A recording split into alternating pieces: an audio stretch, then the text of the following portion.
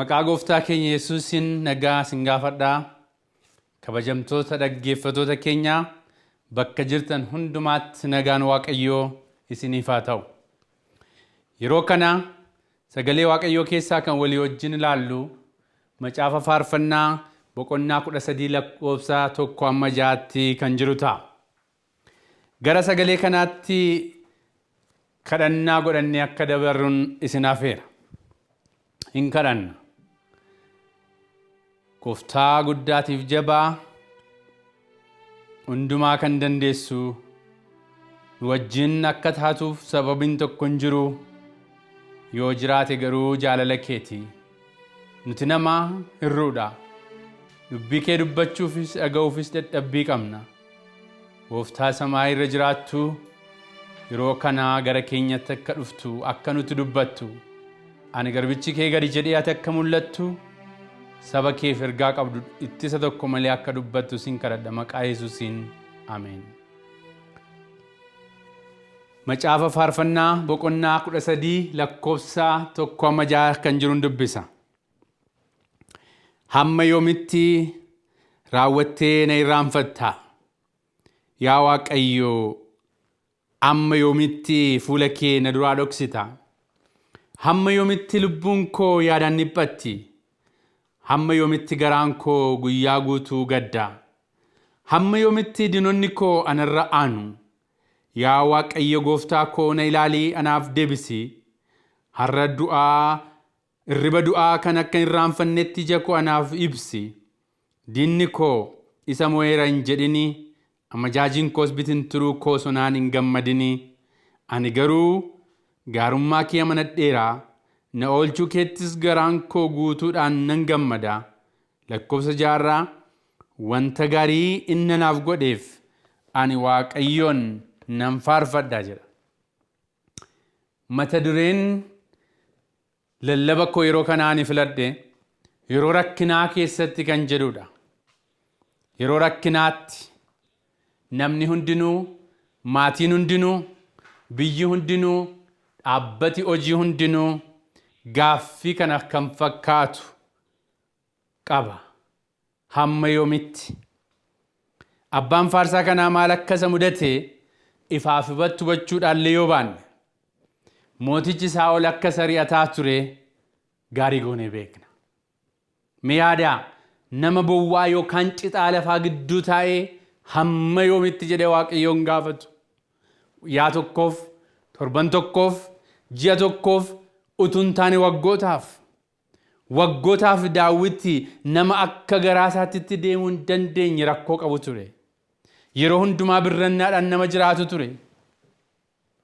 Yaaddoon olmaa isaatii guyyaadhaa jalqabee utuu gara torbanitti, utuu hin beekin gara guyyootaatti, gara torbanitti, gara ji'aatti, gara waggootaatti kan darbu ture. Akkuma har'a addunyaan kun mana isaatti hidhamee yaadda'u kana waggoonni dabarse Daawitiif salphaa hin turre. Bowwaa keessa kan jiraatuuf kan isa dirqisiisu ta'ee bowwaa gaara Yihuudootaa keessa kan jiraatu nama ture. Yeroo baay'eedhaaf lubbuu isaa oolfachuudhaaf baay'ee baqata ture. Haa ta'u garuu hamma yoomitti akka ta'e hin beeku ture. Dheebotee beela'ee waan nyaatu nama dhabee ture Daawit. Uffata isaa miiccachuuf, dhagna isaa dhiqachuuf carraa hin arganne ture Daawit. Haa ta'u garuu ilaalaa nama bor mootii Israa'el ta'u attamitti akka rakkate. Yeroo akkasii kana Daawit rakkoo isaa keessa taa'ee yaa Waaqayyo amma yoomitti na irraanfattaa kan inni jedhe. Amma yoomitti fuula kee na dhoksitaa?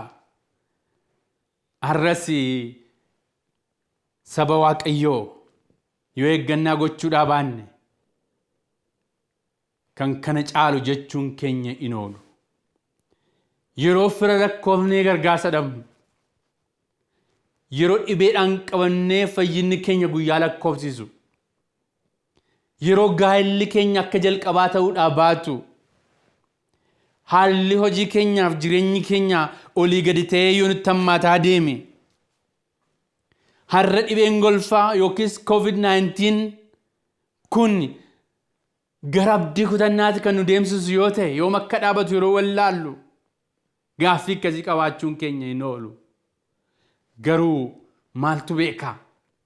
Waan fedhellee yoo ta'e Waaqayyoo jireenya keenya qoree madaaluu akka barbaadu beekuu nurra jira. Akka dhuunfaa keenyaatti namni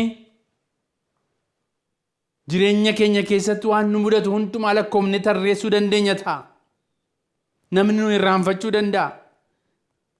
Garuu Waaqayyo akka nu irraanfanne beekuutu nurra jira. Golfaan amma addunyaa raasaa jiru kun nama homaa tokko gochuu akka hin dandeenye nama dadhabaa ta'uu keenya nu barsiise. An akka dhuunfaatti nama waan hundaa dursee yaaduuf karooraan deemudha.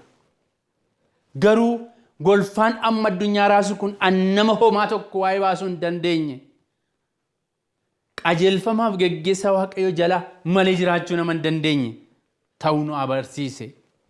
Gargaarsa Waaqayyo malee namni waa argachuuf waa gochuu akka hin dandeenye addunyaa guutuu kan raase kun qabeenyaan, beekumsaan, meeshaa ammayyaatiin, waraana jajjaboodhaan yookiis paarlamaa biyyattiitiin waan ta'uu danda'u miti kun. Isaayyaas boqonnaa 26 lakkoofsa 4 irraa akkana jedha. Waaqayyo gooftaan kattaa yeroo hundumaa jiraatu waan ta'eef bara baraan isa nama nadhaa jedha. Waaqayyo qofaatu qophaasaa gooftaa bara baraati. Michoota ko yeroo rakkinaa keessatti anaafisiin yeroo itti Waaqayyoon barbaaddannuudha. Daawiti Waaqayyotti amanuun barbaachisaa akka ta'e akkana dubbatu argina. Yeroo itti Waaqayyo isa kattaa jabaa ta'e kanatti amantiidhaan dhaabannuudha anaafisiin. Yeroo itti Waaqayyoon dhiifama gaafannuudha.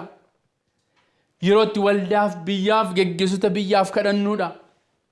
Yeroo itti kakuu maatii keenyaaf Waaqayyo wajjin qabaannu haareeffannuudha. Yeroo itti seenaa jireenya keenyaa dhaabannee an eenyuudha, eessan ture, eessa deemaan jira jennee of madaalluudha. Yeroo sararraa irra darbamuu hin dandeenye kaahuudhaaf murtoo Waaqa wajjin deemuudhaaf murteeffannuudha. Michoota ko qorumsi jira. Mo'ichi garuu Waaqayyo nu wajjin jiraachuu isaatiin liqinfamaa adeema. Waaqayyo duwwaatu mo'aadha waan ta'eef. Yeroo har'a gaazexaa dubbifne, televezyiinii keenya ilaallu biyyi lafaa rakkina keessa jira. Dhibeen golfaa kun haala jireenya namootaa olii gadi godhee rakkisee jira. Manni barumsaa cufameera. Waldaan lafatti Waaqayyoon galateeffatan cufameera. Biyyaa gara biyyaatti deemuun dadhabameera. Haalli daldalaa olii gadi ta'eera. Addunyaan kun rakkoo keessa jira. Har'a namoonni baay'een tarii dhuma biyya lafaatu ga'e laata jedhaniitu yaadu. Kaan immoo Waaqayyo nu irraanfatee laata jedhaniitu yaadu. Garuu Waaqayyo ani isin hin dagadhu jedhee saba isaaf kakuu qaba. Haa ta'u garuu Daawiti hamma yoomitti na irraanfattaa jedhe gaaffii deebi'u qabu gaafate.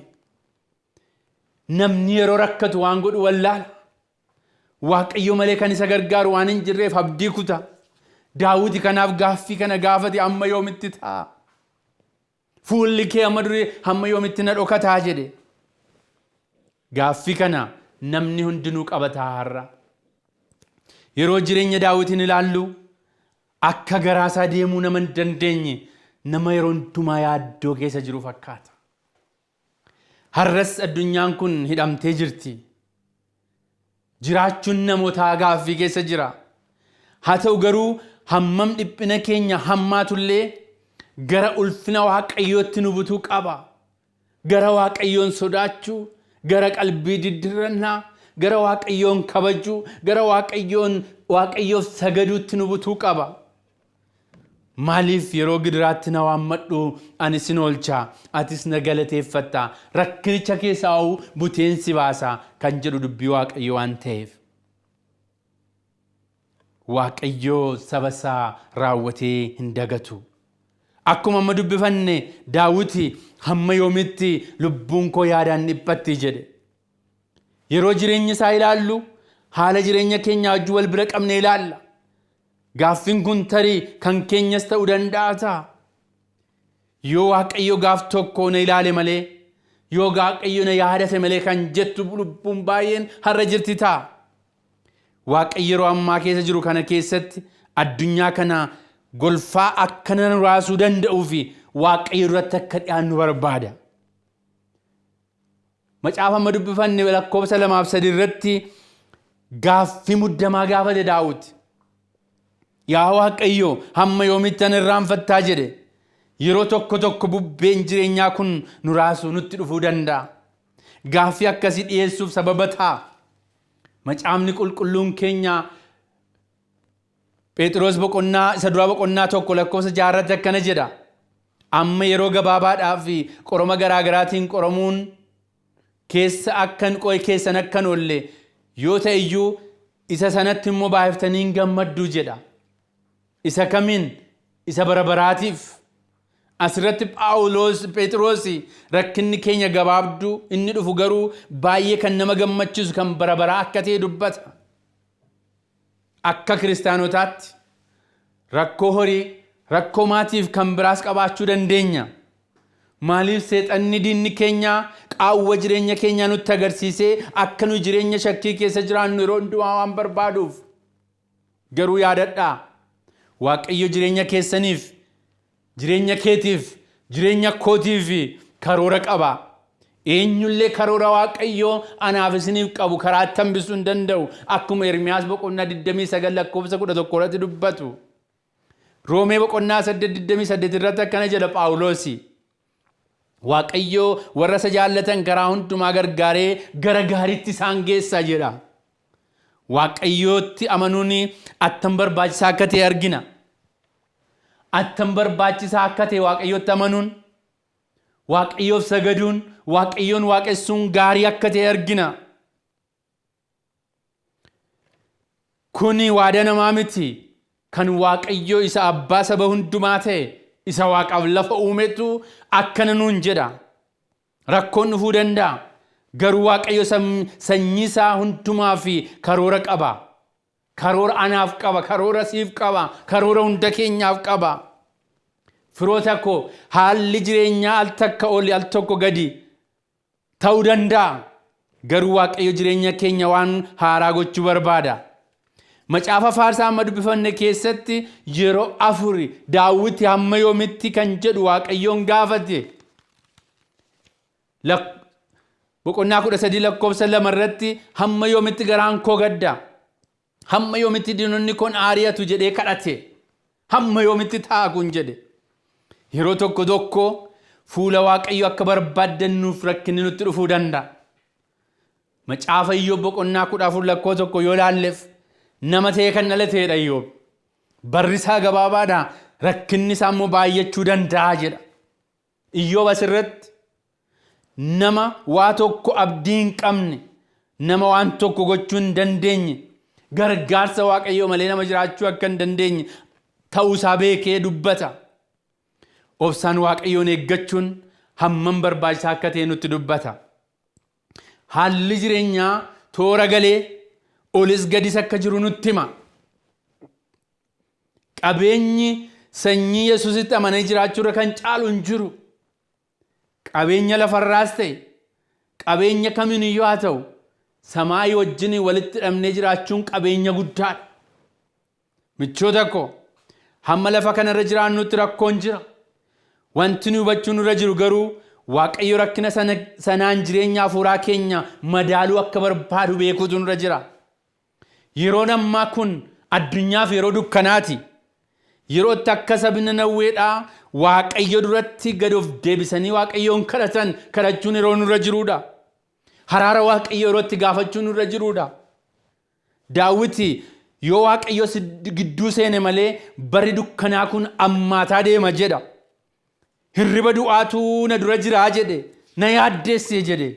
Yoo Waaqayyo isaa wajjin ta'uudhaa baate balbala du'aa akka isa dura jiru beeke Daawit. Akka itti dhiyaataa jiru beeke Daawit. Waan fedhe taanaan waaqayyotu nu wajjin jiru abdii kutachuun qabnu saba waaqayyoo. Rakkoon keenya garuu meeshaa gara waaqayyootti nu dhiyeessu ta'uu qaba. Ba'aa keenya gara isaatti dhiyeeffachuutu nurra jira. Innoo nu nufu kaleessa isa turte harree isa dhatte nuun hin jedhu. Rakkinni keenya meeshaa harka waaqayyootiin to'atamuu qabuudha malee humna waaqayyoo ol ta'e tokko jiru. Mo'ichi kan argamu amanannaa keenyaan yoo waaqayyo irraa kaa'anne qofaa akka ta'e beekuutu nurra jira. Hamma yoomitti isa Daawit jedhu kanaan hubachuun hin danda'ama. Hamma yoomitti sanni jedhu. Ibroota boqonnaa 13 lakkoofsa 5 irraa waaqayyo matumaa isin hin dadhabu isin hin buusus jedha. Maqaan waaqayyoo galateeffamu. Har'a wanti sitti irratti yoo jiraate gara Yesuusitti fidi. Haalli jireenyaa yoo sitti hammaate yoo natti hammaateef isinitti hammaate gara Yesuusitti fida. Abdii kutannaan yoo jiraate gara Yesuusitti fida. Har'a dhibeen amma biyya lafaa yaaddessaa jiru kun nama hundumaa kan sodaachisu golfaa hamaadha. Egaa maaltu nurraa eegama ree? Ogeessa fayyaa gorsa isaan kennan fudhachuun qajeelfama mootummaa hordofuun baay'ee gaariidha. Akka kiristaanaatti fuula waaqayyo irratti dhiyaachuuf nama hundumaaf kadhachuu nu barbaachisa. Waaqayyo isa hundaa danda'u kadhachuutu nurra jira. Warra dhibamaniif, hojjetoota mana wal'aansaa keessa hojjetaniif, namoota yeroo nuyi mana teenyu kana hojiirra jiran hundaaf kadhachuutu nurra jira. Daawit akkas jedhe faarsaa 18:2-3 yoo dubbifanne. Waaqayyoo kattaa koo jedha. Maasaraa koo, oolchaa koo, waaqayyo da'oo koo dhagaa isa ani koolutti galuudhaa jedha. Gaachana koo isa akka gaanfa fayyinaa koo fi faccisuu iddoo dhokannaa koo isa ol jedhaadhasi. Waaqayyo isa jajamaa nan waammadha inni immoo harka diinota kootii na oolchaa jedha. Maqaan waaqayyoo galateeffamu. Waaqayyo keenya humna guddaa hundaa danda'u qaba. Wanti isaaf dadhabame hin jiru. Waaqayyo keenya yeroo dhibee golfaan kun lafarra jiru kana da'oo dhagaa isa nu itti kooluu galluudha. Dhibee dhukkubaa kana kan nurraa faccisuu danda'u gaanfa fayyina keenyaa nuu ta'uudha. Seera ba'uu boqonnaa 12-13 irratti yoo dubbifanne akkana jedha. Seera ba'uu boqonnaa 12-13 irraa yoo dubbifanne akkana jedha. Dhiigni manneetii isaanii keessa jiraatanitti jiru garuu milikkita isinii ta'a. Innis dhiigichi yommuu argu isin biran darba. Yeroo dha'ichi kana biyya Gibxii fidutti isin balleessuudhaaf dha'ichi tokkollee isinitti hin dhufu jedha. Maqaan waaqayyoo galateeffamu. Yeroo dha'ichi biyya Misiritti dhufe balbala ijoollee Israa'elitti dhiigatu dibame. Dha'ichi ajaja fudhatee dhufu ergamaan ajaja fudhatee dhufu biyya sana balleessuudhaaf ijoollee Israa'el bira hin ga'u ture. Yeroo rakkinaatti waaqayyoo saba isaaf hin dhaabbata. Maatiyus boqonnaa 6:25-23 irraan dubbisa. Hunda isaan dubbisu yeroo keenyatti fayyadamuudhaaf yookiis gargaaramuudhaaf. Kanaaf ani isinittan hima waa'ee jireenya keessaniif hin yaaddeenaa. Simbirroota waaqa keessa balali'an ilaalaa hin facaasan, gombisaan qaban, garuu waaqayyo isaan sooraa jira. Yaada isaa walitti qabeen dubbachuu barbaada. Seenaa Maatiyus boqonnaa 6:25-34tti garaagarummaa jiru kana mee waan amma argamuuf waan ka'umsa qabu wal bira qabnee ilaalla. Foreground yookiis background isa jedhamu jechuudha. Waa'ee jireenya afuuraaf foonii attamitti gooftaa wal bira qabee dubbate laata. Seenaa kana keessatti wanti amma argamu yoo dhibee koronaa vaayirasii yookaan golfaamaa ta'e biyya lafaa raasaa jiru kan ta'udha. Wanti amma argamu televiizinii yoo ilaaltan, gazeexaas yoo dubbifattan, hoduu nama sodaachisu dhaga'uudha. wanti amma argamu lakkoofsa dhibee kanaan kan qabaman guyyaa guyyaatti dabalaa deemuu isaati. Wanti amma argamu haalli qala'iinsa jireenyaa namootatti hammaataa deemuudha. Kun waan fuula keenya duratti amma arginuudha. Seenaa kanarratti baakgiraawundi isaa yoo ilaalleef immoo humna hafuuraa fi abdii Waaqayyoo ijoollee isaaf qabu nutti hima. Waan lafarraatti utuu hin taane waan waaqarraatti yaaddoo lafarraa hambisuu kan danda'u humna samaa'itti hidhamuun akka nurra jiru nutti hima. Jireenyi keenya har'aa yoo barbaachisaa ta'e kophaa keenya ta'uun gaarii akka hin taane nutti hima. Jireenyi keenya barbaachisaadha. Inni amma barbaachisaa ta'e kana kitaaba amma dubbifanne keessa jiru. Garuu kophaa isaa waa gochuu akka hin dandeenye nu barsiisa. Inni jalqabaa kan nuun jedhu hin sodaatinaa jedha. Inni lammaffaa ajaji kenname duraan dursatanii mootummaa Waaqayyoo barbaadaa jedha. Lakkoofsa 25, 26, 34 irraa kanaafis hin yaaddeenaa kan jedhu argina. Kanaafis jechi kun waan nu barbaachisu hundumaa gochuu kan danda'u Waaqayyo qofa akka ta'e, humni biraa akka hin jiraanne. Waaqayyoon eegaa, hin dhagaa, hin beeka, hin eegaa. Waan nu barbaachisu hundumaa nu dhiyeessuu danda'a. Phexros isa duraa boqonnaa 5 lakkoofsa 7 irratti akkana jedha. Inni jedha isiniif waan yaaduuf yaada keessan hundumaa Waaqayyotti gataa dhiisaa jedha. Akkuma amma dubbifanne lakkoofsa 25 irratti hin yaaddeenaa. Waa'ee waan mul'atu waan argamuu kanaaf namni akka yaaddoo dubbata. Yeroo tokko akkuma Daawit dubbate hamma yoomitti na irraanfatta gaaffii jedhu kaafanna. Lakkoofsa 26 irratti immoo Waaqayyo gaaffiidhaan dhiyeessame simbirroota waaqa keessa balali'an ilaalaa jedha. Waaqayyo qabeenyaa simbirrootaa waaqa to'achuu danda'uudha. Waaqayyo miidhagina bakkee jiru kan biqilaa lafaa akka to'atu argina daraarota bakkee kana. Itti dabalees akkana jedha. Abbaan keessan inni waaqarraa isin soora waan tokkoof hin yaaddeenaa jedha. Egaa waaqni keenya erga akkas ta'e yeroo rakkinaatti keenyas nu gargaaruu kan danda'u erga ta'e yeroo baay'ee yeroo nutti tolu aduu gaariin yeroo nuuf ba'u yeroo horiin keenya baay'ataa deemu yeroo wanti hundinuu wal nuuf qixxaatu hamma yoomitti kan jedhu gaaffii hin qabnu ta'a. Maaliif cubbuun ija keenya jaamsee yeroo itti gaarummaa Waaqayyoo ilaallu lakkoofne bira geenyu dagannu waan jiruuf. Yeroo boonsaan keenya duwwaa ta'ee hamma yoomitti jechuu jalqabna. Yeroo fira lakkoofnee gargaarsa dhabnu hamma yoomitti jechuu jalqabna. Har'as yeroo rakkinaa dhibee golfaa kana keessa jiru Waaqayyo akka nu gargaaru beeknee Waaqayyoon kadhachuun barbaachisaadha. Waaqayyoon wajjin jira guyyaa rakkinaattis guyyaa hamaattis. Waaqayyo si wajjin jira guyyaa rakkinaattis guyyaa hamaattis guyyaa gammachuuttis. Waaqayyoon wajjin jira guyyaa ol ba'umsaattis ta'e guyyaa gadi bu'uttis. Waaqayyo si wajjin jira guyyaa gammachuus ta'e guyyaa boo'ichaatti. Waaqayyo si wajjin jira guyyaati fudhatamtus ta'e guyyaati tuffatamtuttis. Guyyaati kabajamtuttis ta'e guyyaa tuffatamuun dhufuttis. Waaqayyo si wajjin jira guyyaa ifaattis ta'e guyyaa dukkanaatti. Waaqayyo nu wajjin jira yeroo hundumaa bakka hundumaa bara hundumaatti inni Waaqa jabaa harka diinotaa nu oolchuu kan danda'u Waaqa isaa amanamaadha.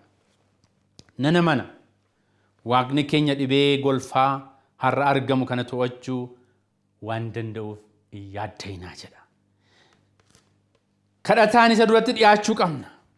Inni lammaffaa duraan dursitanii mootummaa Waaqayyoo barbaadaa tolli isaa hundinuu isinii dabalamaa jedha.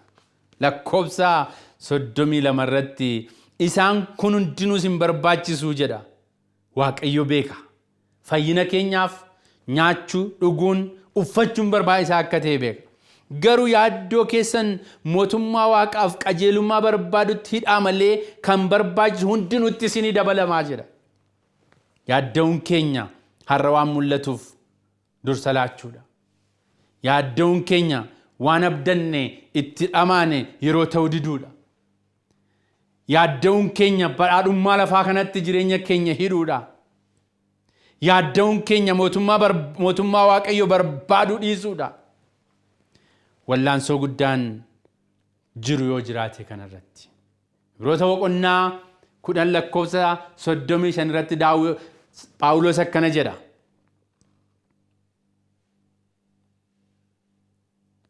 Amanachuu keessan hin gatinaa isa gatii guddaa qabu jedha. Jireenyi keenya lafarraa kun abdii samaayii fi jaalala Kiristoositti hidhamuutu sarra jira. Yoo har'a rakkanne yookaas yoo har'a rakkinni biyya lafaa kun nu mudate akka kiristaanotaatti fuula Waaqayyo isa hundaa danda'utti dhiyaachuutu nurra jira. Tajaajila nuti namootaaf laannu warra abdii kutataniif abdii, warra waan godhan wallaalaniif karaa jireenyaa agarsiisutu nurraa eegama. Dhaggeeffattoota keenyaa cubbuun Waaqayyo irraa adda nu baase. Garuu Maatiyos keessatti Maatiyos 28 irratti akkana jedha. Warra foon nama ajjeesan hin sodaatinaa, lubbuu ajjeesuu gonkumaa hin danda'ani jedha. Seenaa Baraa 2:7 irratti akkana jedha. Sabni dhuunfaa koo ta'ani gad of deebisanii yoo ana barbaaddatan, karaa isaanii haamaarraas yoo deebi'an, ani yoo na kadhatan, ani Waaqarraa isaanii nan dhaga'a, cubbuu isaanii nan dhiisa, biyya isaanii nan fayyisa jedha. Waaqayyo abdii guddaa saba isaatiif qaba. Mul'ata Yohaannis 14:7 yeroon firdii isaa waan ga'eef Waaqayyoon sodaadhaa, ulfinas kennaa fi isa Waaqa galaana lafa burqoota bisaanii uumeef sagadaa. Kun nama hundumaaf kan ta'udha. Waaqayyo uumaadha. Waaqeffamuuf sagadamuutu isaaf ta'a jedha. Seera lakkoofsaa 31 hin dubbisna. Akkana jedha. Waaqayyo gooftaan keessan isinii wajjin na deema. Inni gad isin dhiisu. Inni gad isin hin dhiisu. Isin tuffatusi. Kanaaf cimaa dhaabadhaa. Cimaa ija jabaadhaa dhaabadhaa, hin sodaatinaa, hin neeyinaasii jedha. Waaqayyo ijoollee Israa'elii wajjin akka jiru yaadachiise. Ani isin hin irraanfadhu, sin dagadhu jedhe. Ani diinatti gad dabarsee sin kennu. Wanti fedhellee yoo ta'e halkanis guyyaas yoo ta'e si wajjinan deema. Ayyaanni koo qofaan si ga'a ittiin jedhe. Har'a baay'een keenya yeroo kam caalaa mana keenya taa'aa jirra. Kun yeroo gaarii mana keenyaaf, maatii keenyaaf, mana qulqullummaa isa Waaqayyoo keessatti argamu yeroo itti goonu ta'uu qaba. Yeroo itti cubbuu keenyaaf amma maatii keenyaa wajjiniin fuula Waaqayyootti dhiyeeffannu ta'uu qaba. Yeroon dukkanaa kun Waaqayyo akka dabarsuuf yeroo itti kadhachuu qabnu ta'uu qaba. Yeroo gooftaan keenya gaaffii addunyaa ta'e dhibee golfaa kana deebii itti kennu ta'uudhaaf Waaqayyo duratti dhiyaachuu qaba. Yeroo rakkinaa kana keessatti Waaqayyo duratti akka gad of deebisnuuf Waaqayyo yeroo nuuf kenne ta'uu qaba. Yeroo rakkinaa keessatti amantiidhaan gatii argamu fudhachuudhaaf yeroo itti qophoomnu ta'uu qaba. Yeroo rakkinaa kana keessatti Waaqayyo isa jiraata duratti dhiyaachuutu nu barbaachisa. Yeroo rakkinaa kana keessatti humni Waaqayyo, abdii Waaqayyo nuuf kenne yeroo itti fudhachuudhaaf of qopheessinu ta'utu sarra jira. Yeroo itti firoota koo, yeroo itti kakuu keenya Waaqa wajjin qabnu aaressinu ta'utu sarra jira. Yeroo itti fuula Waaqayyo barbaaddannu ta'utu sarra jira.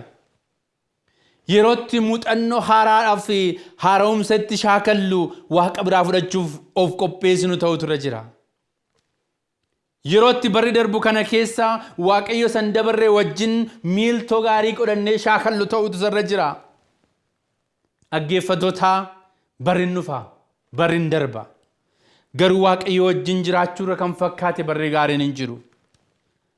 Har'aa hidhamtee hiikamuu kan barbaaddu, booji'amtee bilisoomuu kan barbaaddu yoo jiraate, dhukkubsattee fayyina kan barbaaddu, gara booddee kan teessu, gara fuula duraa dhufuu kan yellaate, deemtee lafa garaa kee ga'uu kan yellaate, yeroo rakkinaa keessatti kan yaaddoftu yoo jiraate har'a gooftaan si waama. Gaaffii hamma yoomitti jedhu deebisuu barbaada. Har'a jireenya keenyaan wallaansoo qabaa kan jirtu yoo jiraate, jireenya keetiin wallaansoo qabaa kan jirtu yoo jiraate, tarii ilaalcha namaatiin kan tuffatamte, yaaddoo ba'aa kan qabdu yoo jiraate, rakkoo maatii kan qabdu, rakkoo dhuunfaa kan qabdu, rakkoo kan biraa hojii kan qabdu yoo jiraate, yeroo rakkinaa kana keessatti Waaqayyo lafee gogaatti lubbuu gochuu barbaada. Har'a namni baay'een dachaa lafeen gogee keessa guute ta'ee jira. Iyyoob boqonnaa 36 lakkoofsa 4 yoo dubbifanne, hiriyaan Iyyoob akkanattiin jedhe.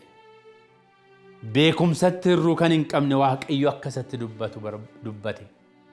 Hirrina kan hin qabne beekumsatti, hundumaan guutuu kan ta'e, yeroo tokko kan hin dogongorre Waaqayyo ergaa akkasaa qabu isatti. Har'as taanaan Waaqayyo anaaf isiniif ergaa qaba. Ergaa isa guutuu hirruu kan hin taane. Ayyaanni Waaqayyoo hunduma keenyaaf baay'atu, isa dhageenya nuuf haa eebbisu. Waaqayyoon kadhannee dubbii Waaqayyoo wajjin dhageenye kana yeroo kanaaf xumurra. Yaa Waaqayyo, waan nutti dubbatteef si galateeffanna. Akka dubbii keetitti warra jiraatan akka taanuuf ati nu gargaari. Biyya keenya, saba keenya, yaa Waaqayyo, addunyaa gidiraarra jiru kana hundumaa akka ilaaltuuf si kadhanna. Nu hirrina keenyaaf, dadhabbii keenyaaf si yakkine, cubbuu keenya tun ilaalin ol Waaqarraa ati nu eebbisi. Bara keenya guutuu harka kee keessa akka jiraannu nu gargaari. Maqaa Gooftaa keenya Yesuusiin, ameen.